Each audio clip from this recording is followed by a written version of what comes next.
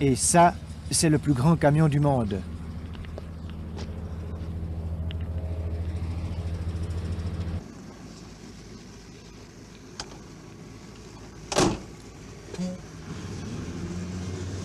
Donc, M. Morat, c'est pas une cabine de camion, c'est un véritable salon.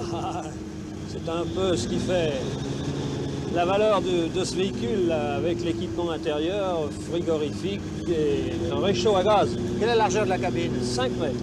Est-ce que c'est difficile à conduire? Il n'y a pas tellement de complications, puis très fréquemment, parmi nos visiteurs, des dames le conduisent.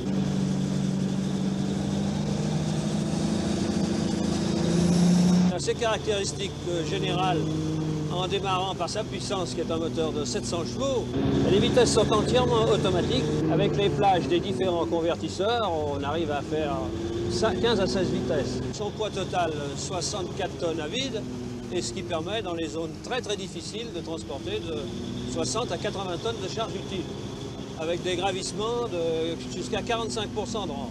Parce qu'il ne reste pas planté souvent? C'est heureusement pas pensable, parce que les difficultés qu'il y aurait pour le ressortir sont absolument insurmontables.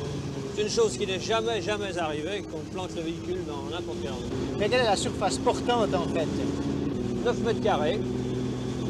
Mais en fonction de la masse, il doit vraiment enfoncer. Oui, non? mais alors sa grosse valeur, c'est la construction de l'engin partant de la surface au sol d'un pied de chameau. C'est-à-dire, pour le véhicule en charge totale, de 2 kg 500 au centimètre carré. C'est extrêmement peu si l'on compare avec les talons aiguilles. Les talons aiguilles sont à 500 kg au centimètre carré.